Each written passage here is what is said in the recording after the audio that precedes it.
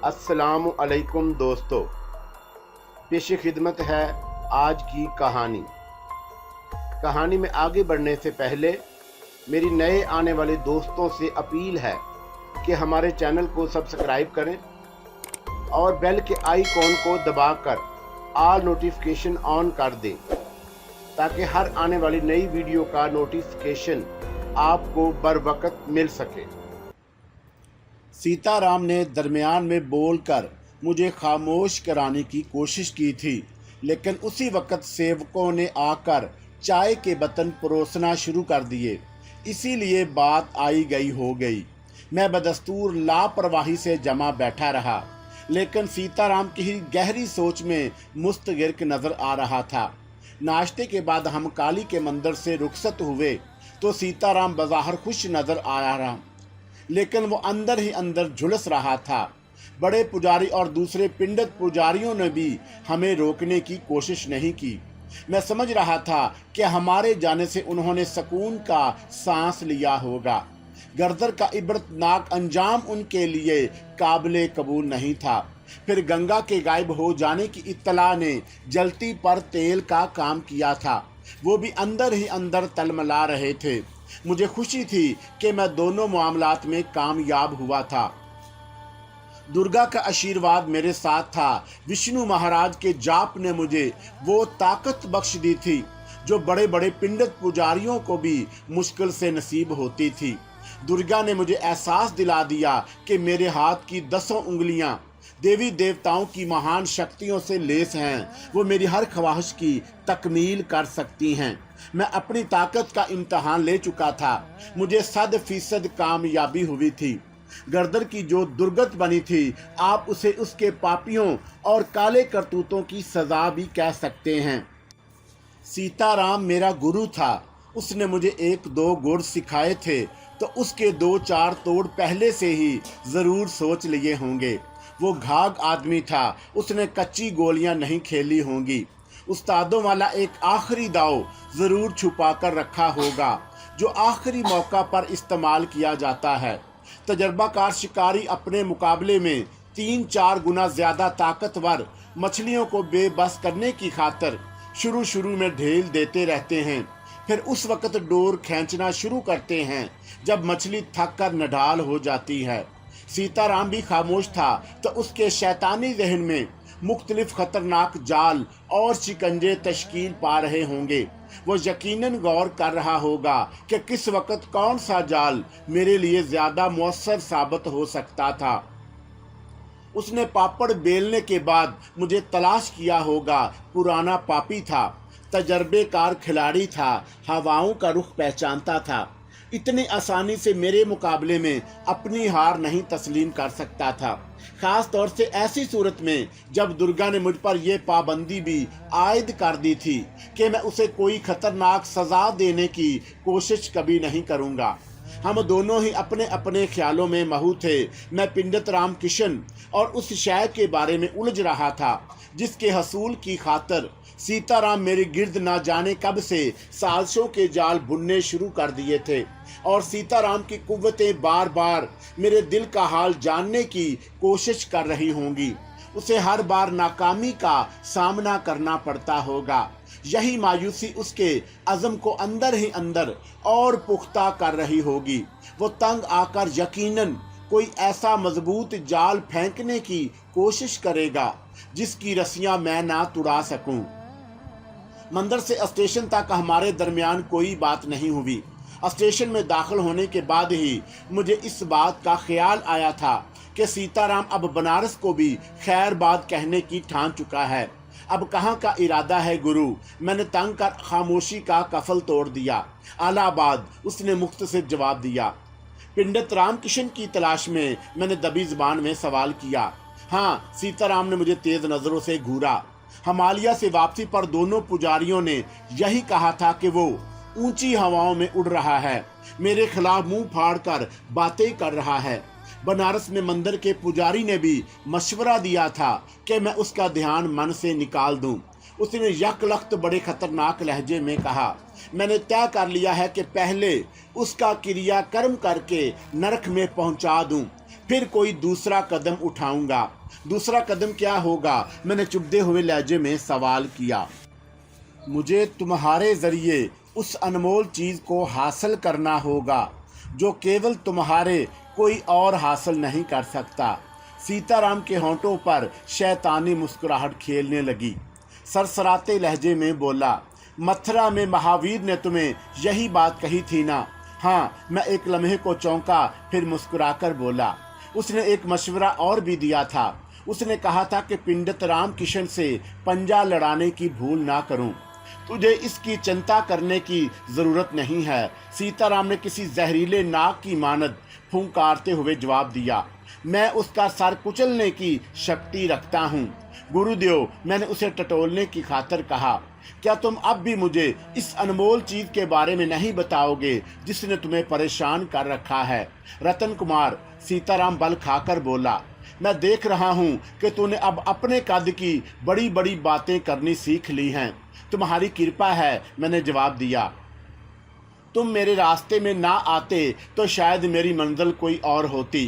केवल मेरी बात क्यों कर रहा है? वो जहर में बुझी आवाज में बोला, तेरे पुरखों ने तेरे बारे में जो कुछ कहा था वो केवल भूल रहा है।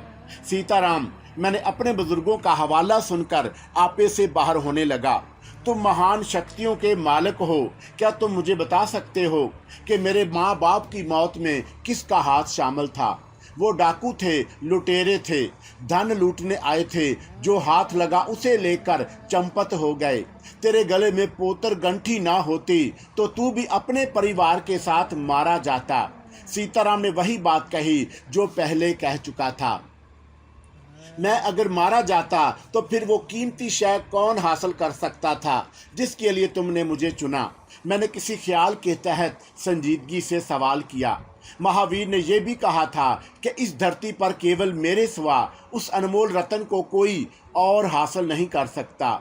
मैंने भी तुझे यही समझाने की कोशिश की है कि भविष्य का लिखा अवश्य पूरा होता है। उसके मकरू होंठों पर शैतानी मुस्कुराहट खेलने लगी। क्या तुम मुझे नहीं बताओगे कि वो क्या चीज़ है? मैंने पूछा। धीरज बालक, धीरज। सीताराम ने फिर मुझे टालने की कोशिश की। इतनी जल्दी क्या है? जब तू जानता है कि तेरे सिवा उस खजाने को कोई दूसरा मिनश हासिल नहीं कर सकता तो फिर समय का इंतजार कर। जब वो तेरे हाथ लगेगी तो जी भर कर देख लेना।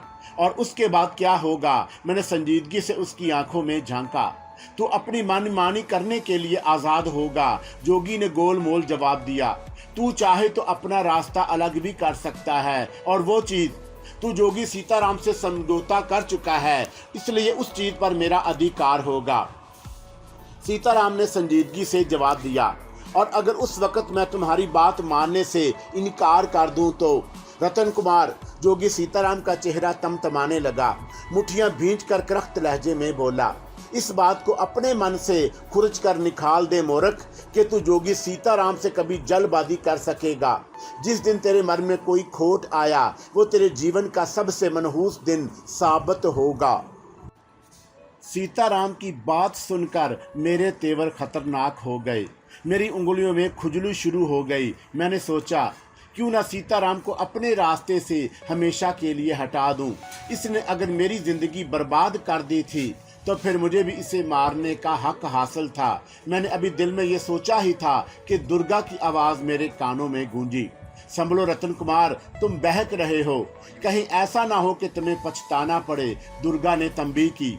मैं चाहूँ तो तुम्हारी सारी शक्ति वापस लेकर तुम्हें सीताराम के चरणों में डाल सकती हूँ। नहीं देवी नहीं, मैंने तेजी से कहा। मैं भटक गया था। दोबारा ऐसी भूल कभी ना करना, वरना हाथ मलते रह जाओगे। इस बार मैं तुम्हें क्षमा कर रही हूँ, परंतु दूसरी बार अगर तुम्हारे मन में हमारे सेवक की तरफ से कोई ऐसा ध्यान भी आया तो विष्णु देवता का सड़ाप तुम्हारा ऐसा कष्ट देगा कि सारा जीवन भोगते रहोगे। अब ऐसा कभी नहीं होगा देवी, मैं तेरी बात याद रखूंगा।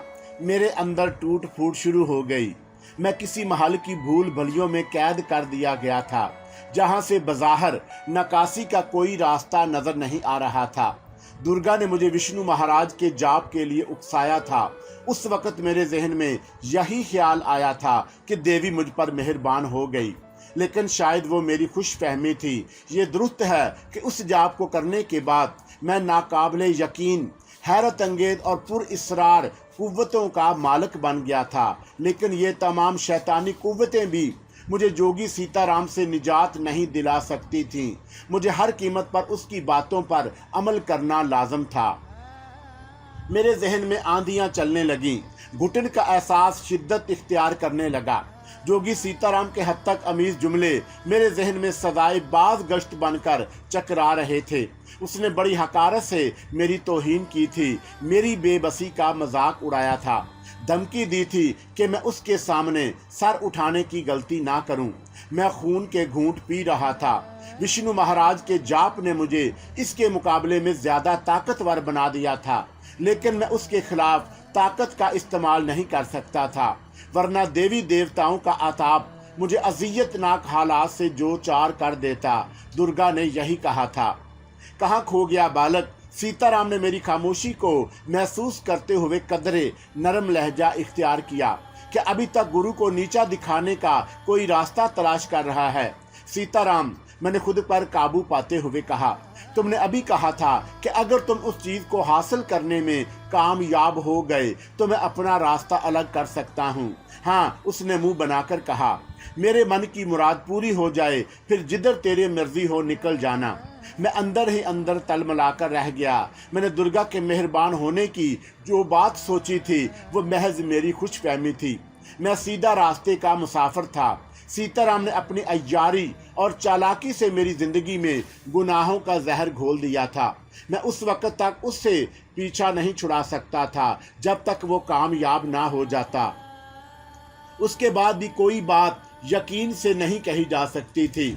मुझे अपना माजी याद आया, अपने वालदैन याद आए। दादा जान का तस्वर जहन में कुलबुलाया। उनके तस्बीह की करामत ने डाकुओं को भी अंधा कर दिया था।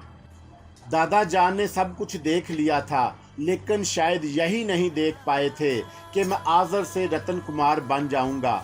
मस्जिद में जाकर खुदा के हजूर सजदा रेज होने की बजाय मंदिर में जाकर पत्थर की मूर्तियों के कदमों की धूल मिट्टी में कलाबाजियां खाता फिरूंगा। सोचो विचार में डुबकी लगाना छोड़ दे मूर्ख। जोगी सीताराम ने मुझे खामोशी देखकर जो होना है वो होकर रहेगा। भविष्य के लिखे को धरती की कोई शक्ति नहीं मिटा सकती। मैंने कोई जवाब नहीं दिया। कुछ देर बाद आलाहाबाद जाने वाली ट्रेन आ गई। सीताराम मेरा हाथ थामकर दूसरे दर्जे के एक डब्बे में बेधड़क दाखिल हो गया। वहाँ 4 मुसाफिर पहले से मौजूद थे। सब धोती कुर्ते में थे, इसलिए हमें देखकर राम राम करने लगे। मैं सीताराम के साथ एक सीट पर बैठ गया। गाड़ी दोबारा चली तो सीताराम की जुबान भी फिर चल पड़ी। एक बात पूछूं बालक, सच सच बताएगा? कहीं तुम्हें अभी तक मुझ पर विश्वास नहीं आया? मैंने जले कले कटे लहजे में जवाब दिया। बात विश्वास की नहीं, महान जोगी के हिसाब किताब की है। वो खला में घूरते हुए बड़ी संजीदगी से बोला, इससे पहले ऐसा कभी नहीं हुआ कि मैं तेरे मन में झांकने की कोशिश करूं और मेरी नजरें तेरे शरीर से टकरा कर वापस लौट आएं। हो सकता है काली का जाप करने के बाद। नहीं, उसने मेरी बात काट दी। तू मुझे भटकाने की बातें मत कर। काली के जाप से उसका कोई संबंध नहीं है। और क्या बात हो सकती है? मैंने उसे उलझता देखकर हैरत का इजहार किया। कहीं न कहीं दरमियान से एक कड़ी गुम हो गई है। मैं उसी को खोज रहा हूँ। वह बदस्तूर संजीदा था। तुम्हारे मन में बार बार यही ख्याल क्यों उभर रहा है? मैंने उसे खरीदने की खातिर दरियाफत किया। इसलिए बालक कि मैं ठीक समय पर उस गुफा में वापस लौटा था जहां तुझे छोड़ कर गया था, परंतु तेरा मंडल खाली था। उसने बड़े यकीन से कहा, तू वहां मौजूद नहीं था। हो सकता है तुम्हारी नजरें मुझे देख ना सकी हों। बात 1-2 दिन की होती तो मैं तेरी ये बात भी मान लेता, लेकिन वो कुछ कहते कहते खामोश हो गया। फिर थोड़े तवक्कुफ के बाद सरसराते लहजे में बोला, मेरा मन गवाही देता है कि तू कोई बात मुझसे छुपा रहा है। क्या तुम्हारी महान शक्ति भी इस बात का खोज नहीं लगा सकती? मैं उसकी बेबसी पर दिल ही दिल में मुस्कुराने लगा। दुर्गा ने मुझे विष्णु महाराज के जाप के बारे में ये बात कही थी कि उसका इल्म सीताराम को ना होने पाए। शायद वही सीताराम की सोचों को भटका देती थी। जोगी सीताराम ने हारना नहीं सीखा। वो बड़े एतमाद से बोला, अभी मेरे पास समय नहीं है, लेकिन जब भी मैं अदिति देवी का जाप पूरा करने में कामयाब हो गया, मेरी शक्ति अपरंपार हो जाएगी। फिर कोई शक्ति मेरे रास्ते में अंधेरे नहीं घोल सकेगी। तू भी नंगा हो जाएगा। हो सकता है तुमसे दिनों के हिसाब में कोई भूल चूक हो गई हो, वरना मैं उसी मंडल में था जहां तुम छोड़ कर गए थे। मैंने बड़ी मासूमियत से उसे धोखा देने की कोशिश की। जवाब में सीताराम ने मुझे गहरी नज़रों से घूरा, फिर आंखें बंद करके ठोड़ी सीने पर टिका दी। शायद किसी जंतर मंतर में गर्क हो गया था। मैंने भी निशस्त की पुष्ट से टेक लगाकर आंखें मूंद लीं। मेरे जहन में बदस्तूर दुर्गा के जुमले गूंज रहे थे। सीताराम, तू सच कह रहा है? जोगी सीताराम ने मुझे संजीदगी से मुखातब किया। मेरा विश्वास नहीं आता। तू डब्बे में बैठा, बचनों से पूछ लो। मैंने बड़ी खूबसूरती से बात बनाई। मैं उसी को पकड़ने को झपटा था जब तुम्हारी आंख खुल गई। मुसाफिरों को भी मेरी हरकत पर तअज्जुब हुआ था, लेकिन हमने किसी और मिनश को नहीं देखा। एक मुसाफिर ने दबी जुबान में कहा, हाँ, मैंने तुम्हें उठकर किसी पर झपटते जरूर देखा था। ओह, वो रामकिशन के किसी मंत्र का बैर रहा होगा, इसीलिए तेरे सिवा किसी और को नजर नहीं आया। सीताराम ने दबी जुबान में मुझसे कहा, फिर खौनख्वार लहजे में बोला, अब शायद मौत ही उसके सर पर मंडला रही है। दुश्मन को खुद से कमज़ोर समझना भी दानिशमंदी के मुनाफी है। मैंने आहिस्ता से जवाब दिया, लेकिन शायद सीताराम मेरी बात पर गौर नहीं किया। उसके होंठ किसी मंत्र का जाप शुरू कर चुके थे। फिर उसने दोबारा आंखें बंद कर लीं। शायद वो अपनी महान शक्ति के जोर से रामकिशन की मसरूफियात मालूम करने की कोशिशों में मसरूफ़ हो गया। मेरा जहन दोबारा बुजुर्ग की शख्सियत में उलझ गया। बुजुर्ग की आमद मेरे लिए यकीनन नेक शगुन था। मेरे सर से मेरे तमाम अजीज़ व अकारब का साया उठ चुका था, लेकिन दादा जान की रूह शायद अभी तक सरपरस्ती कर रही थी। ऐसा ना होता तो बुजुर्ग ने मौलवी फरासत अली के नाम का हवाला कभी ना दिया होता। मेरे वजूद के घुप अंधेरों में उम्मीद की एक शमा टिमटिमाने लगी। मैंने रामकिशन को जो शगुफा छोड़ा था, उससे इस बात का भी यकीन हो गया कि बुजुर्ग को मेरे सिवा किसी और ने नहीं देखा। अलबत्ता जोगी सीताराम ने बल आखिर सच समझकर जो जंतर मंतर पढ़ना शुरू किया था, वो जरूर मेरी कली खोल सकता था। मैं अभी अपने ख्यालों में गुम था कि फिर उसी बुजुर्ग की आवाज़ मेरे कानों में गूंजी, ना आकबत अंदेश अकल के अंधे, तू कैसा मुसलमान है जो खुदा की बजाय एक काफिर से खौफ ज़दा हो रहा है। बद करदार, अगर थोड़ी सी भी हया बाकी रह गई हो तो जाकर कहीं चुल्लू भर पानी में डूब मर। ऐसा मत कहो मेरे अजीज, मुझे तुम्हारी मदद, तुम्हारी रहनुमाई की ज़रूरत है। मैंने सदक दिल से कहा, इंसान रोज़े अव्वल से शैतान के घटिया हथकंडों का शिकार होता चला आ रहा है। मैं कोई फरिश्ता नहीं हूँ। जिन हालात में घिरकर मेरे कदम डगमगाए, उन्होंने मेरी अक्ल खबत कर दी।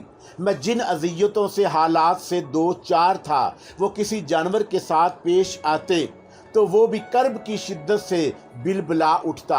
मैंने ज़िंदगी बचाने की खातिर जोगी सीताराम के साथ समझौता कर लिया। मैं तेरे हालात से नावाकिफ़ नहीं हूँ, लेकिन वो तेरे लिए आजमाइश की घड़ी थी। मैशते एज़दी तेरा इम्तिहान ले रही थी, लेकिन तू अंधेरों और उजालों की तमीज़ ना कर सका। अब मेरे लिए क्या हुक्म है? मैंने आजिज़ आकर पूछा। क्या आप मेरी मदद नहीं फरमाएंगे? मुझे नहीं, उस खाल के कायनात को याद कर जिसके हाथों में तेरी जान है। शायद वो गफूरुर रहीम तेरी फरियाद सुन ले। फिर मैंने बुजुर्ग को कई आवाज़ें दी, लेकिन दूसरी तरफ से कोई जवाब नहीं मिला। मैंने किन अखियों से जोगी सीताराम की तरफ देखा, जो बदस्तूर अपने जंतर मंतर में महू था। उसके चेहरे पर गहरी संजीदगी मुसल्लत थी। वो शैतानी कुव्वतों का मालिक था। उसने कहा था कि उसने जिंदगी में हारना नहीं सीखा। वो अपने पैरों के जोर से हकीकत जान लेता तो मुझे कभी मुआफ ना करता। दुर्गा ने मेरे ऊपर जो बंदिश आयद कर दी थी, उसने मेरे हाथ पांव जकड़ दिए, वरना मैं एक बार खुलकर सीताराम से दो दो हाथ करने के बारे में फैसला कर चुका था। वक्त तेजी से गुजरता रहा। गाड़ी कई स्टेशनों पर रुकी, फिर चली, लेकिन सीताराम की कैफियत में कोई फर्क नहीं आया। शायद अभी तक आंख बंद किए वो रामकिशन की तलाश में जगह जगह भटक रहा था। मुझे उलझन होने लगी। मैंने उसके अस्त्रा को तोड़ने की खातिर जुबान खोलनी चाही, लेकिन फिर अपना इरादा तर्क कर दिया। मेरे जहन में मुख्तलिफ वसवसे करबटें बदल रहे थे। जब गाड़ी किसी छोटे स्टेशन पर 1 मिनट को रुकी, 2 हट्टे कट्टे पुजारी हमारे डब्बे में दाखिल हुए। उन्होंने हमारी तरफ कोई खास तवज्जो नहीं दी। यूं ही एक सरसरी नज़र से तमाम मुसाफिरों का जायज़ा लेने के बाद खामोशी से एक गोशे में जाकर बैठ गए।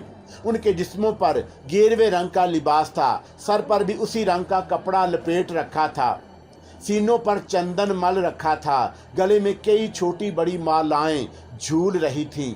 दोनों के हाथों में पीतल की लुटिया मौजूद थी और कोई सामान नहीं था। गाड़ी दोबारा चल पड़ी। सीताराम की हालत में कोई फर्क नहीं आया।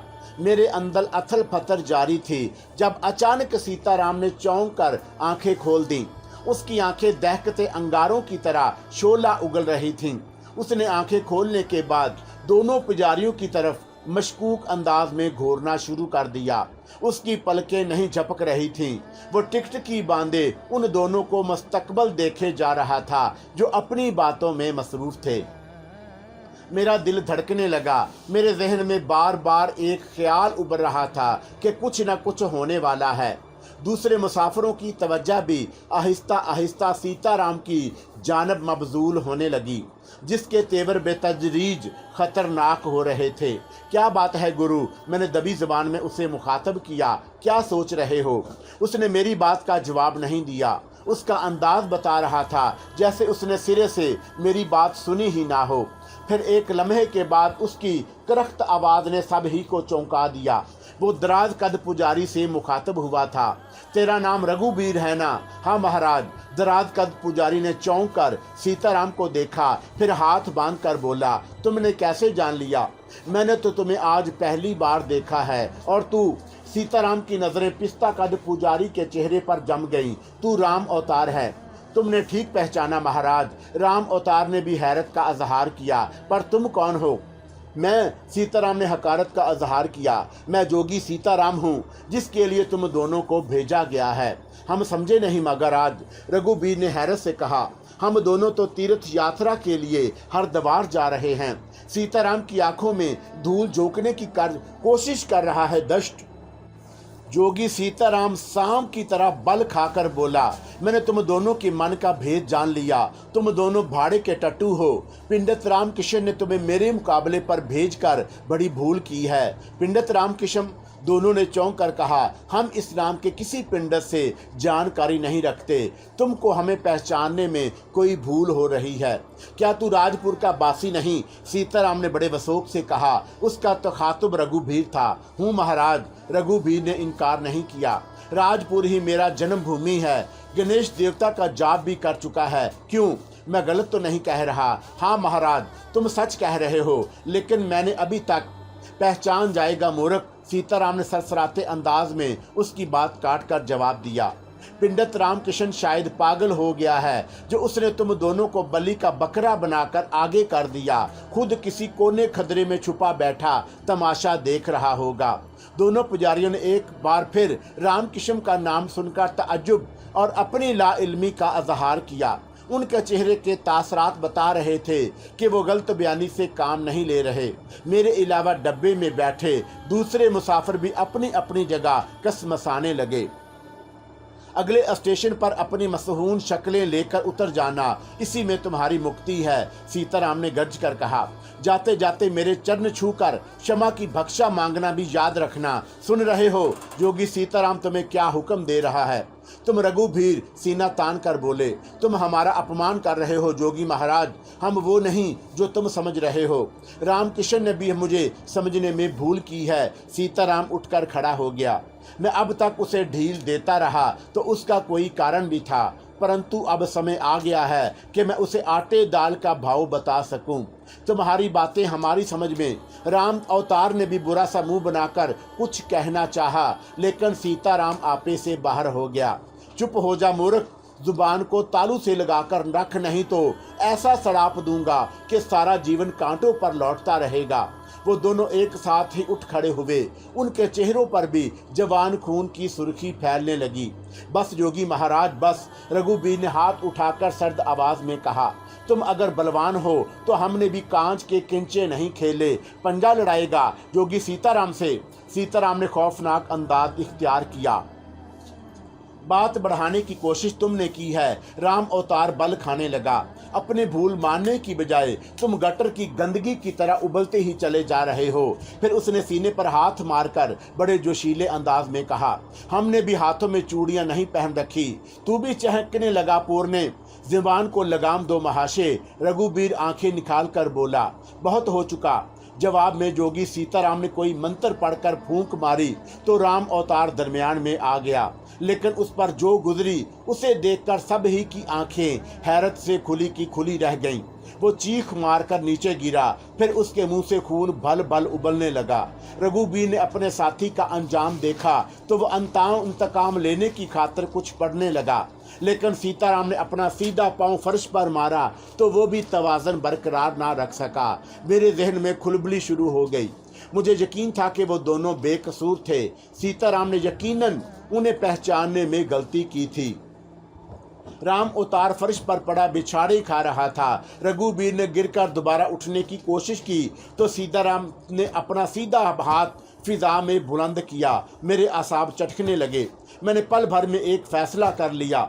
मेरे बाएं हाथ की तीसरी उंगली हरकत में आ गई। मैंने विष्णु महाराज का नाम लेकर दिल में सोचा कि अगर रघुबीर और राम अवतार बेकसूर हैं तो योगी सीताराम उनको कोई नुकसान ना पहुंचा सके। फिर वही हुआ जो मैंने सोचा था। गाड़ी ने एक जोर का झटका लिया तो सीताराम अपना तवाज़न बरकरार ना रख सका। एक निशस्त पर गिरा, फिर दोबारा उठा तो फिर उसके अलावा दूसरे मुसाफिरों की आंखें भी फटी की फटी रह गईं। रघुबीर और राम अवतार का वजूद कहीं दूर दूर तक मौजूद नहीं था। रतन कुमार जोगी सीताराम हल्के बल चिल्लाया, इन्हें रोकने की कोशिश कर, बच कर ना जाने पाए। ये कैसे हो गया गुरु? मैंने हैरत का इजहार किया। वो दुष्ट पापी हराम का जिना पिंडित राम किशन उन्हें बचा ले गया। सीताराम के मुंह से गालियां उबलने लगीं। जो कुछ हुआ उसके मंत्र के बेरों का कमाल है। अब क्या होगा? वही होगा जो जोगी सीताराम चाहेगा, उसने जहर खान से जवाब दिया। अब रामकिशन के दिन गिने चुने रह गए हैं। उसने मेरी महान शक्ति का अंदाजा लगा लिया होगा। मैं देखता हूँ कि अब वो क्या चाल चलने की कोशिश कर रहा है। जोगी सीताराम ने अपनी निशस्त पर बैठकर दोबारा आंखें बंद कर लीं। उसके होंठ तेजी से हरकत करने लगे। फिर वो रामकिशन की तलाश में गुम हो गया। मैं बड़ी संजीदगी से गौर कर रहा था। मेरी एक फर्जी बात को हकीकत का रंग देने में किसका हाथ शामिल था? क्या बुजुर्ग ने मेरा भरम कायम रखने की खातिर राम अवतार और रघुबीर को वक्ती तौर पर हमारा हमसफर बना दिया था, या दुर्गा देवी को फिर मेरी किसी अदा पर प्यार आ गया था? सीताराम का अस्तगराग तवील होने लगा तो मुझे उलझन होने लगी। रघुबीर और राम अवतार किस तरह आए और किस तरह गायब हो गए, ये एक अलग कहानी थी। लेकिन मैं दुर्गा की वजह से सीताराम से खाइफ था। उसने मुझे विष्णु महाराज के जाप का मशवरा देकर महान शक्तियों का मालिक बना दिया था। उसकी मर्जी शामिल ना होती तो मैं शायद इतनी आसानी से इस जाप को मुकम्मल ना कर सकता। सीताराम ने भी यही कहा था कि विष्णु महाराज का जाप करना आम पिंडित पुजारियों के बस की बात नहीं, इसमें जान जाने का खतरा भी लाहक होता है। लेकिन मैंने दुर्गा के इशारे पर बड़ी आसानी से कामयाबी हासिल कर ली थी। मगर मजबूरी ये थी कि मैं उन कुव्वतों को जोगी सीताराम के खिलाफ ज्यादा शिद्दत से नहीं इस्तेमाल कर सकता था। मौत सर पर मंडला रही हो, खतरात बढ़ रहे हों, इंसान के हाथ में अपने दिफा के लिए मुहलक हथियार मौजूद हो, लेकिन वो उसे इस्तेमाल ना कर सके। इससे ज़्यादा बेबसी और क्या हो सकती थी? मैं भी इस वक्त कुछ ऐसी ही सिचुएशन से दो चार था। मैं अभी मुस्तकबल के बारे में एक ठोस लाहे अमल तय कर रहा था जब सीताराम ने आंखें खोल दी। उसकी ज़ाहरी कैफियत बता रही थी कि वह आखिरी नतीजा अखज़ करने के मराहल से गुजर रहा है।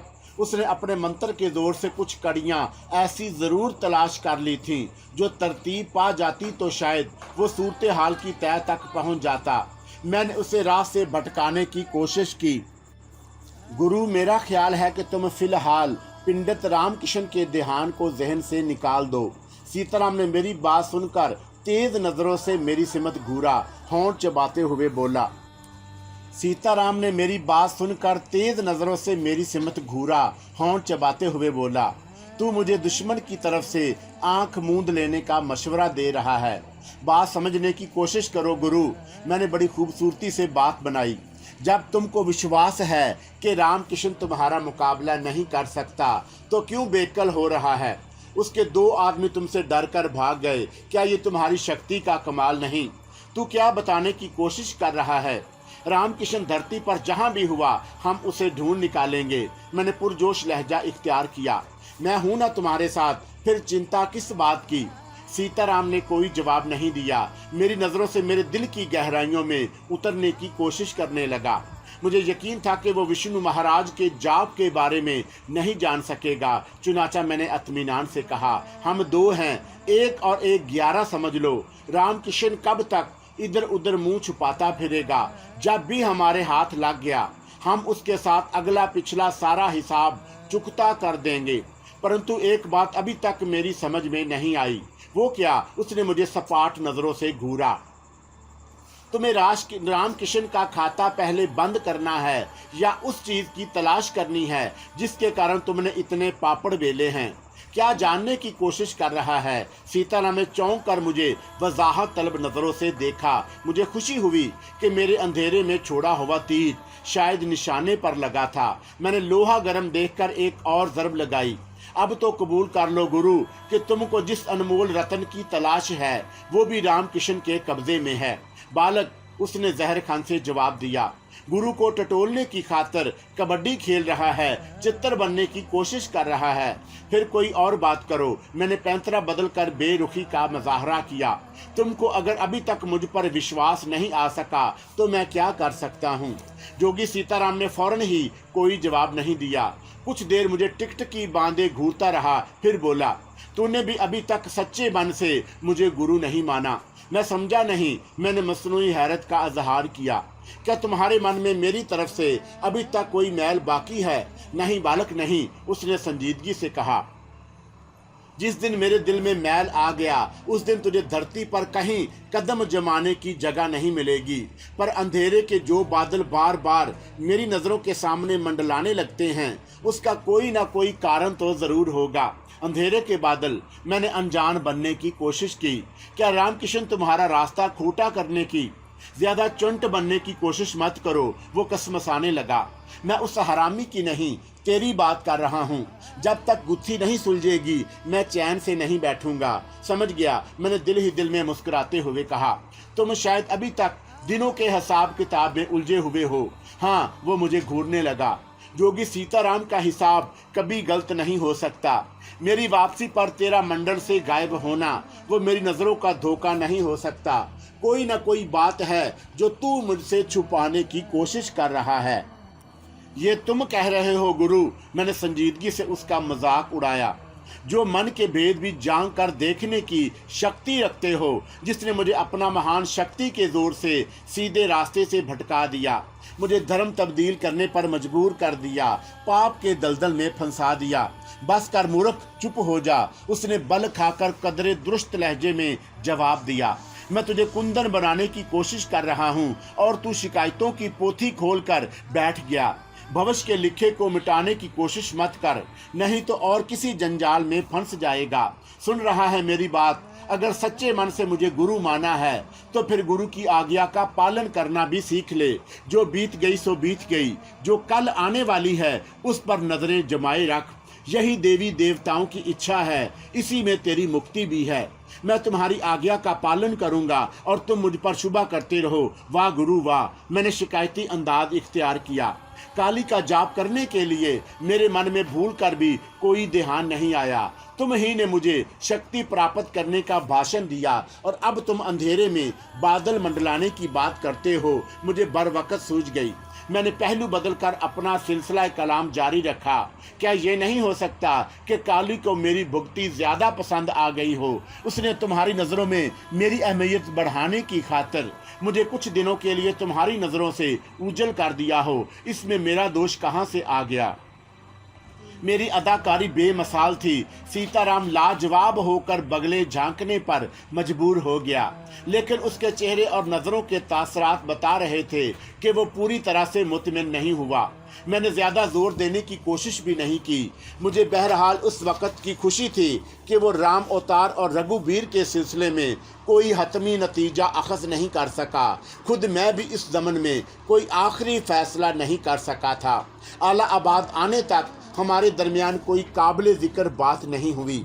मैंने एक दो बार दबी ज़ुबान में उस कीमती शय के बारे में उसे खरीदने की कोशिश की, लेकिन सीताराम बड़ा घाघ था, बड़ी खूबसूरती से हर बात को टाल गया। आला आबाद में सीताराम ने किसी मंदिर में ठहरने की बजाय एक ऐसी धर्मशाला का इंतखाब किया जिसका मालिक उसका पुराना वाकिफ़कार था और ख़ास मदाहों में से था। उसने हमारी आओ भगत में कोई दकीका फरूक गुजाशत नहीं किया। हमने सिर्फ तुम्हें 3-3.5 घंटे आराम किया। फिर शहर जाने के लिए धर्मशाला से निकल रहे थे कि सामने से एक लंबा तड़म्बा पुजारी आ गया। मैंने महसूस किया कि सीताराम उस पुजारी को देखकर किसी खतरनाक नाग की तरह बल खाने लगा। उसका नाम पुजारी पन्ना लाल था। अब के बहुत दिनों बाद नजर आए जोगी महाराज। पन्ना लाल के लहजे में हल्की सी तंज की आमेज़श थी। कोई खास काम याद आ गया या पंडित रामकिशन को खोजने आए हो? रामकिशन के हवाले ने जलती पर तेल का काम किया। सीताराम का चेहरा गुस्से से तमतमाने लगा। क्या रामकिशन भी आज कल आला आबाद ही में है? उसने बेमुश्किल खुद पर काबू पाते हुए सरसराते लहजे में दरियाफत किया। हाँ, पन्ना लाल ने मैनीखेत मुस्कुराहट से जवाब दिया। गणेश देवता के पुराने मंदिर में पंडित करमचंद्र के साथ ठहरा है और तुम जानते होगे कि करमचंद ने अदिति देवी का कठिन जाप करने के बाद जो महान शक्ति हासिल कर ली है वो किसी और पंडित या पुजारी को हासिल नहीं। तुम इधर क्या करते फिर रहे हो? सीताराम ने गुफ्तगू का रुख बदल दिया, लेकिन मैं महसूस कर रहा था कि पंडित करमचंद्र और अदिति देवी का नाम सुनने के बाद उसके चेहरे पर कई रंग उभर कर गुडमुड होने लगे। वो कुछ बेचैन सा हो गया। एक जरूरी काम से जा रहा था, दूर से तुम्हारे दर्शन हुए तो प्रणाम करने चला आया। पन्ना लाल ने हस्बे मामूल मैनीखेत अंदाज में कहा। मेरे लिए कोई काम हो तो हुक्म दो, सेवक तुम्हारी सेवा करके खुश होगा। मैं इस समय जल्दी में हूँ, फिर कभी मुलाकात हुई तो तुम्हें भी सेवा का मौका अवश्य दूंगा। सीताराम ने सीना तान कर कहा, फिर तेजी से आगे बढ़ गया।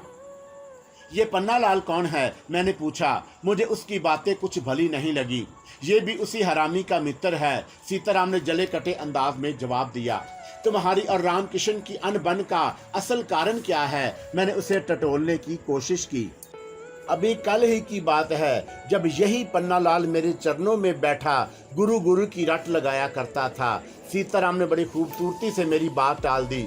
मैंने उसकी भक्ति स्वीकार करने की बजाय धत्कार दिया तो अब जली कटी बोलता रहता है।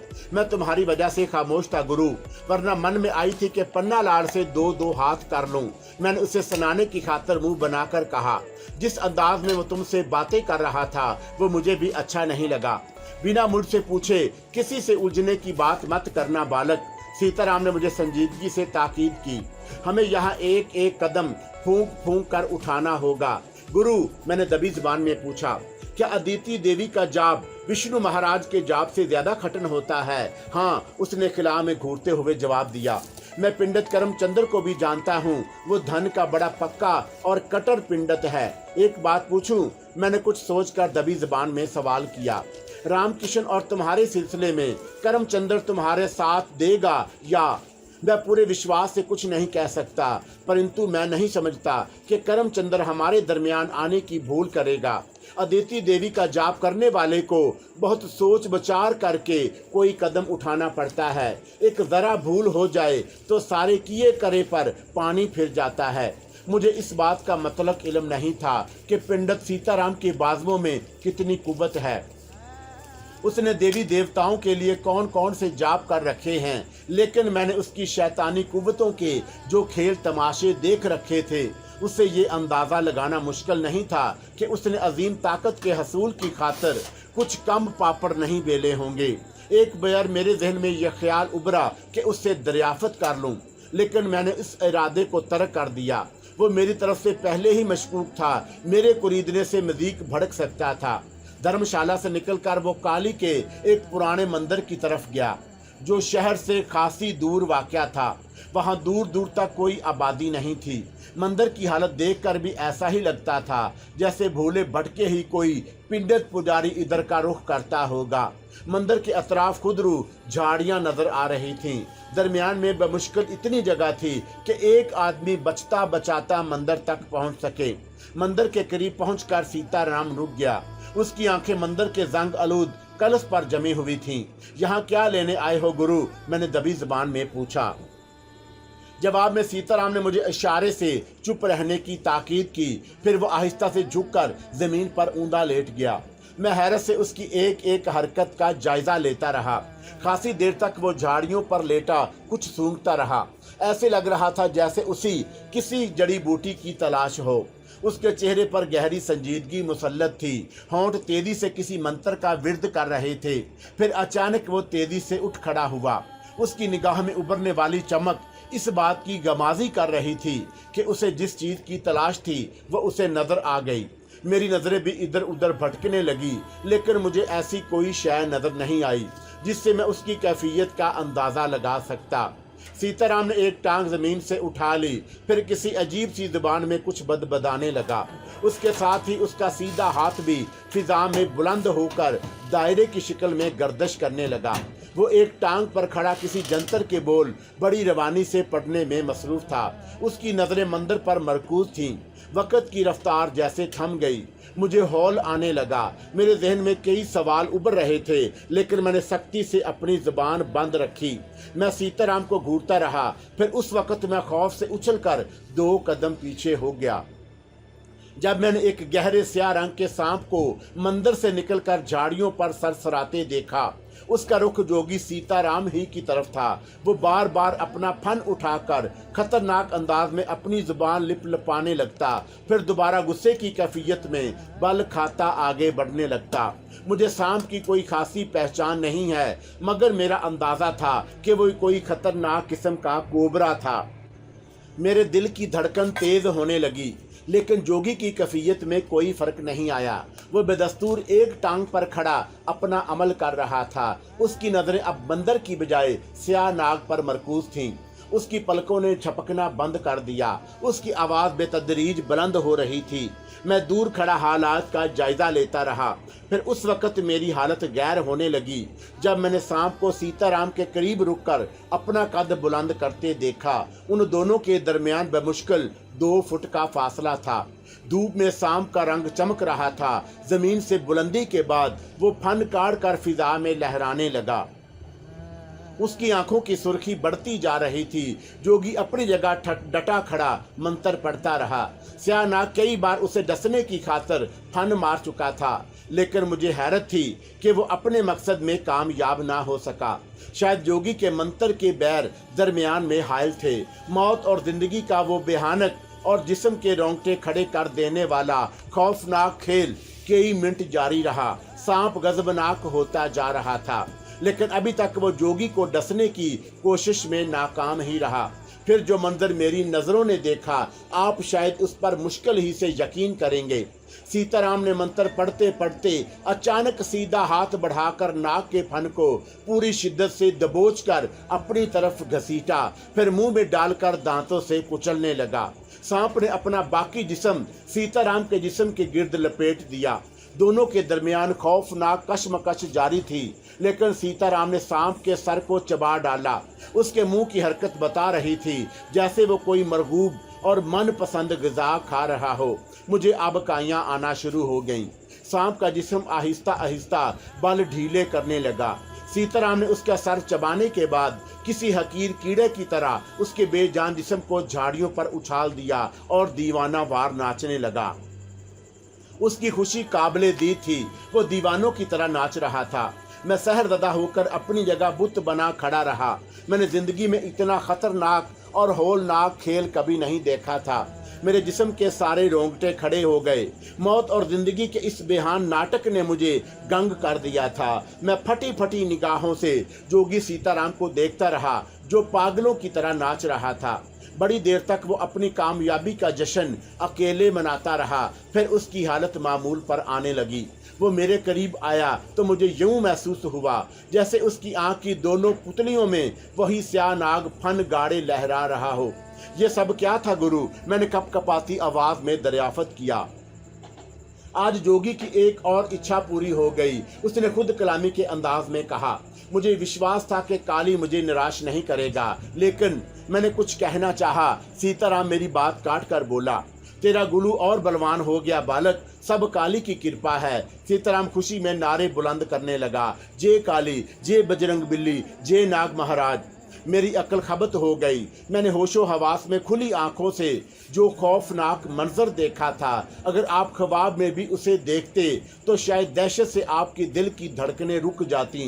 वो सब कुछ नाकाबिले यकीन था, लेकिन मैं उसका चश्मदीद गवाह हूँ। गुरु, मैंने खुद पर काबू पाते हुए हैरत से कहा, क्या वो सांप जहरीला नहीं था?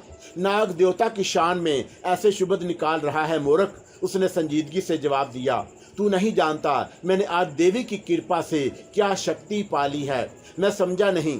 एक बात का वचन दे, तूने जो देखा है उसका जिक्र कभी जुबान पर नहीं लाएगा। मैं वचन देता हूँ। मैंने सहरददा अंदाज में इकरार कर लिया। मैंने जिस देवता की शक्ति अपने शरीर में उतार ली है वो शीशनाग था। सीताराम ने अपनी गलीज होंठों पर फातहाना मुस्कुराहट बिखेरते हुए कहा, बड़े बड़े सन्यासी और पिंडित पुजारी भी जंगलों में भटक भटक कर जान दे देते हैं, लेकिन शीशनाग नहीं मिलता। मिल भी जाता है तो वो उसे काबू नहीं कर पाते। नाग देवता का जहर उनके शरीर को घिलाकर भूसा कर देता है। सब देवी की कृपा है। उसकी दिया ना हो तो मैंने सपनों में भी वो नहीं सोच सकता जो मैंने कर दिखाया। क्या अब कोई दूसरी शक्ति तुमसे पंजा नहीं लड़ा सकती? समय आने दे बालक, फिर देखना, परंतु अभी विश्वास से कुछ नहीं कहा जा सकता। धरती पर ऐसे ऐसे बलवान भी मौजूद हैं जो आंख उठाकर देख लें तो हरा भरा दरख्त भी पल भर में जलकर राख हो जाए। फूंक मार दें तो पहाड़ राई की तरह उड़ने लगे। परंतु तू अभी इन बातों को नहीं समझ सकेगा। अब तुम्हारे क्या इरादे हैं? मैंने दबी जुबान में पूछा। अब जोगी सीताराम की मनोकामना अवश्य पूरी होगी। वो ठोस आवाज में बड़े एतमाद से बोला, कोई शक्ति अब मेरा रास्ता नहीं रोक सकती। मैं उस अनमोल रतन को पा लूंगा जिसका सपना मैं बरसों से देख रहा था, और इसी शय को पाने की खातिर तुमने मेरा इंतखाब किया था। हाँ, तेरे सिवा उस धरती पर कोई दूसरा उसे नहीं पा सकता। अभी वो चीज किसके पास है? मैंने पूछा। धीरज रख, जब समय आएगा तो तू भी सब जान लेगा। तुम्हारी गुत्थी मेरी समझ में नहीं आती गुरु। मैं कदरे उलझ गया। कोई ना कोई तो होगा जो उस कीमती शय का मालिक होगा। उसका मालिक इस दुनिया से पुरलोक सधार गया है। सीताराम ने खिला में झांकते हुए कहा, गुरु, मैंने उसको वजाहत तलब नजरों से देखा। अगर वो रतन मेरे कब्जे में आ गया तो तुम उसके मालिक कैसे बन जाओगे? तू अपनी मर्जी से, अपनी खुशी से वो कीमती चीज मुझे दान कर देगा। सीताराम का लहजा मैंने खेस था। उसके होंठों पर खेलने वाली मुस्कुराहट बेहद पुरइसरार थी। और अगर मैंने इनकार कर दिया तो तू ऐसा कुछ सोच भी नहीं सकता। वो बड़े यकीन से बोला, वही होगा जो जोगी सीताराम ने भी सोच रखा है। विश्वास घाट को ठेस पहुंचे तो मनुष्य को किसी कल चैन नहीं आता। मैंने दबी जुबान में कदरे ठोस लहजे में जवाब दिया तो सीताराम ने मुझे तेज नजरों से घूरा। अंदाज ऐसा ही था जैसे वो बात की गहराई तक पहुंचना चाहता हो। कुछ देर मुझे टिकटिकी बांधे घूरता रहा, फिर जहरीले लहजे में बोला, बालक, एक मिनट को आंख बंद करके दोबारा खोल ले, फिर फैसला बाद में कर लेना। मैंने उसके कहने के मुआजब आंखें बंद कर लीं। विश्वासघात वाली बात मैंने जानबूझकर कही थी। मैं उसे बताना चाहता था कि वह जिस शिद्दत से मुझ पर एतमाद कर रहा था उसके नताइज उसकी तवक्का से मुख्तलिफ भी हो सकते थे। कल होने वाला क्या था कोई यकीन से नहीं कह सकता। इसके अलावा भी सीताराम ने जिस लबो लहजे में मुझे अपनी ताकत का एहसास दिलाने की कोशिश की थी वो मुझे भला नहीं लगा था। मैं 1 मिनट तक आंखें बंद किए खामोश रहा, फिर दोबारा आंखें खोली तो हैरत से उछल पड़ा। सीताराम का दूर दूर तक कोई नामो निशान नहीं था। मैंने घूम फिर कर देखा, वो कहीं नजर नहीं आया। फिर मेरे कानों में किसी के तेज तेज सांस लेने की आवाज़ उभरी और मैंने आवाज़ की सिमत नजरें झुकाकर देखा तो हैरत से उछल पड़ा। कुछ देर बेशतर सीताराम ने जिस स्याह नाग का फन चबाने के बाद उसके मुर्दा जिस्म को झाड़ियों में फेंका था वही जिंदा और खतरनाक अंदाज में जमीन पर तेजी से बल खा रहा था। मेरी नज़र सांप पर पड़ी। वो फन खाड़ कर जमीन से 1-1.5 फुट बुलंद हो गया। खौफ की सर्द लहर मेरे वजूद में दौड़ गई। मेरे जहन में बुजुर्गों की कही हुई बातें गूंजने लगी। सांप अगर 100 साल का हो जाए तो अपनी जून बदल सकता है। शायद स्याह नाग का फन चबा डालने के बाद सीताराम ने अभी जून बदलने की नाकाबिले यकीन कुव्वत हासिल कर ली थी। मैं अभी फटी फटी नज़रों से सांप को देख रहा था जब सीताराम की आवाज़ मेरे कानों में गूंजी। अब आंखें फाड़े क्या देख रहा है? जो फैसला करना है तुरंत कर ले। जिस अनमोल रतन को पाने की खातर मैंने बरसों इंतजार किया उस पर सिर्फ मेरा अधिकार होगा। तू जो सोच रहा है उसे मन से निकाल दे। जोगी सीताराम ने तुझे चेला बनाया है तो कुछ सोच समझ कर ही बनाया है। सेवक है तो सेवकों जैसी बातें भी कर। दूर के सोचेगा तो बड़े खसारे में रहेगा। जीवन से हाथ भी धो सकता है। वो शायद गलत नहीं कह रहा था। नजर आने में दवाले दुश्मन से मुकाबला करना आसान है। दुनिया का कोई कवि हैकल पहलवान भी हवाओं से मुकाबला नहीं कर सकता। इस वक्त भी यही सूरत मेरे पेशे नज़र थी। जून बदलने के फौरन ही बाद अगर सीताराम ने स्याह नाग की शक्ल में मुझे डस लिया होता तो मैं पलट कर पानी भी ना मांग सकता। फिर मैं भी शायद एक लाश की सूरत में मुर्दा सांप के साथ झाड़ियों में आड़ा तिरछा पड़ा होता। किन विचारों में गुम हो गया बालक? अभी तो बड़े ऊंचों सुरों में राग अलाप रहा था। सीताराम की आवाज़ दोबारा मेरे कानों में गूंजी। वो सांप की सूरत में मेरे सामने फिजा में फन फैलाए लहरा रहा था। मुझे मालूम था कि इस वक्त वो मुझे खौफ ज़दा करने की कोशिश कर रहा था। नई कुव्वत का मुजाहरा करके आइंदा के लिए अपना गुलाम बनाना चाहता था। मेरे लिए वो बड़ा सुनहरी मौका था। मैंने विष्णु महाराज का जाप कर रखा था। दुर्गा देवी ने मुझे इस ताकत के इस्तेमाल के बहुत सारे तरीके और जंतर मंतर से आगाह किया था। मैं एक मंत्र पढ़कर फूंक मारता तो स्याह नाग और सीताराम दोनों का वजूद जलकर राख हो जाता, लेकिन मैं ऐसा करने से कासर था। दुर्गा ने सीताराम के सिलसिले में मुझे मोहतात रवि का मशवरा दिया था। मैं खिलाफ वर्जी करने की कोशिश करता तो उसकी महान शक्ति मेरे आड़े आ जाती। मेरे पास मसरत से काम लेने के सिवा और कोई रास्ता नहीं था। मैंने बड़ी खूबसूरती से बात बनाई। एक बात कहूँ गुरु, बुरा तो नहीं मनाओगे? जो मन में है उगल दे। आज मैं बहुत खुश हूँ। तेरी भूल चूक भी माफ कर दूंगा। उसके जवाब में तकब्बुर था। मैंने तुम्हारी शक्ति का नया रूप देखने के कारण जो चाल चली थी उसमें कामयाब हो गया। गुरु को जुल देने की कोशिश कर रहा है, सांप ने लहरा कर कहा। फिर जमीन पर लोट पोट कर सीताराम की शक्ल में खड़ा हो गया। सीना तान कर बोला, अभी तो तूने गुरु के 1-2 रूप ही देखे हैं, अभी से चकरा गया। मैं अंदर ही अंदर झुलस कर रह गया। हम बातें करते हुए धर्मशाला आ गए। सीताराम जरूरत से कुछ ज्यादा खुश था। धर्मशाला पहुंचकर उसने भंग के 2 गिलास चढ़ाए और लंबी तान कर सो गया। मैं आने वाले कल के बारे में सोचने लगा। जोगी ने जो कहा था उसका मतलब बहुत वाज़ेह था। उसने सिर्फ अपना मकसद पूरा करने की खातिर मुझे राह से गुमराह करके अपने जाल में फांसा था। उसे यकीन था कि मैं उसकी मतलूबा शय हासिल करने के बाद खुशी खुशी उसे बतौर तोहफा दे दूंगा। फिर उसके कहने के मुताबिक मैं अगर चाहता तो अपना रास्ता भी बदल सकता था। गोया फिलहाल मेरा वजूद मेरे अपने नहीं बल्कि जोगी सीताराम के हाथ में था। दुर्गा की आयत करदा बंदिश ने मुझे इस हाथ की कुट-कट पुतली बना दिया था। फिर गनूदगी का एक झोंका मुझे अपने रेले में बहा कर ले गया और मैं दुनिया और माफिया से बेखबर सो गया। फिर उस वक़्त चौंका जब सफ़ेद रेश बुजुर्ग की आवाज़ मेरे कानों में गूंजी। कब तक बेखबरी की हालत से दो चार रहेगा? कब तक गंदी नालियों में छुप करता फिरेगा? अपने वजूद की पाकीज़गी को गलातों से आलूदा करता रहेगा? कभी इस पिंजरे से बाहर निकलने के बारे में भी गौर किया है, जिसकी तीलियों के दरमियान बंद एक काफिर के इशारे पर गुटरगूं कर रहा है। मैंने आंखें मलते हुए बुजुर्ग पर नजर डाली। उसके चेहरे पर जमाल ही जमाल था, लेकिन आंखों में नफरत और हकारत की चिंगारियां चटक रही थीं। मुझे एहसास है कि मैं रास्ता भटक गया हूँ, मैंने इकरार किया। अपनी सिता से बहुत नीचे गिर गया हूँ। सिर्फ एहसास के सहारे अपने आप को कब तक फरेब में मुब्तला रखेगा? मलून, मेरे लिए फरार के रास्ते मसदूद कर दिए गए हैं। मैंने आर्जी का इजहार किया। आप मुझे हाथ थाम कर सही रास्ते पर लगा दें। मेरा मशवरा मानेगा? पहली बार बुजुर्ग ने आसमान की तरफ देखते हुए पूछा। चूं चरा तो नहीं करेगा? आप हुक्म दें, मैंने तेजी से कहा। मैं इनकार की जुर्रात नहीं करूंगा।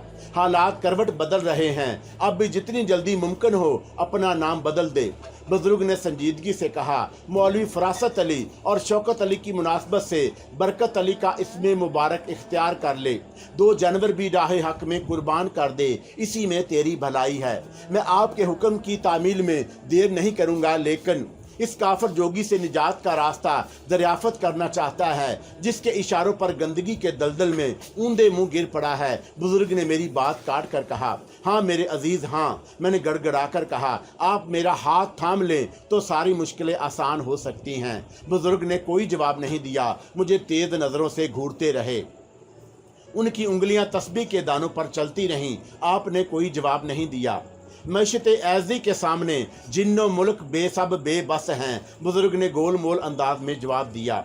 जो उसे मंजूर है वो होकर रहेगा। दुनिया की कोई ताकत तकदीर के लिखे को बदल नहीं सकती। जोगी सीताराम भी खुशफहमी का शिकार है। मैं समझा नहीं, मैंने वजाहत चाही। आने वाला वक्त बड़ा कठिन है, बुजुर्ग ने थोड़े तवक्कुफ से जवाब दिया। नाम की तब्दीली की भिनक किसी और को ना हो। जो कदम भी उठाना सोच समझ कर उठाना, उसकी रजा को शामिल हाल रखना, वरना फिर दूसरे इम्तहान में भी फेल हो जाएगा। क्या आप बता सकते हैं कल क्या होने वाला है? कुफर के कलमे जुबान से निकालना छोड़ दे, मर्द अहमक। बुजुर्ग ने मुझे जलाली नजरों से घूरा। कल क्या होने वाला है बजद खुदा के कोई नहीं जान सकता। जो दावा करते हैं वो काज़िब हैं। सिर्फ अमाल पर नजर रख, यानी आखिरत में काम आएंगे। मेरे मोहतरम, मैंने कुछ सोचकर पूछा, क्या आप जानते हैं कि जोगी सीताराम को किस शय की तलाश है? सारे फसाद की जड़ वही है, लेकिन मैं जुबान नहीं खोल सकता, इजाज़त नहीं है। मेरी रहनुमाई तो कर सकते हैं। मैंने फिर आर्जी का इजहार किया। मुझसे मदद मांग रहा है बदबख्त, बुजुर्ग ने खफगी से कहा। उस वक़्त तेरी अकल पर पर्दे क्यों पड़ गए जब कुदरत तेरा इम्तहान ले रही थी? मौत तो बरहक है। तूने मौत से डर कर एक काफिर के साथ गठ जोड़ कर लिया। अब भी खुदा की बजाय मेरे आगे हाथ फैला रहा है। शैतान ने मुझे सिराते मुस्तकीम से भटका दिया था। मैंने अज़र लंग पेश किया। बकता है। बुजुर्ग गुस्से से थर थर कांपने लगे। कल तक गोल दायरे खींच खींच कर देवी देवताओं की चापलूसी में इल्मे गल्म करफात बकता रहा, उनके फ्रेब में उलझा रहा। आज शैतान की बात कर रहा है।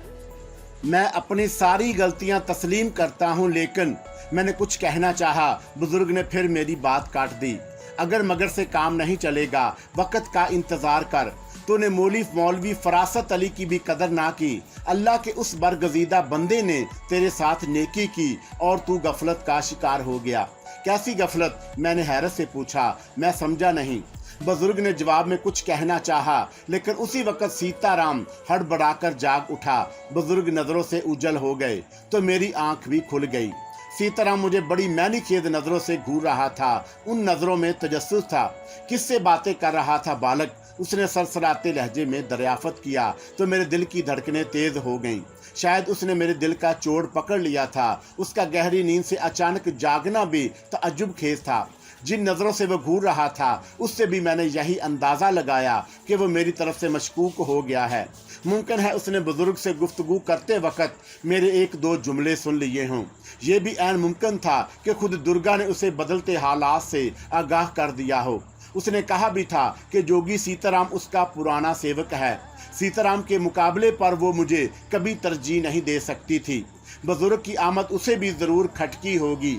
शैतानी कुव्वतें रोज़े अज़ल से रहमानी कुव्वतों को नीचा दिखाने की कोशिशों में बरसरे पेकार हैं और दुनिया की सियासत भी इसी डगर पर चल रही है। तागूती कुव्वतें सर जोड़े ईमान वालों को तस्खीर करने की खातिर नत नए नए जाल फेंक रही हैं।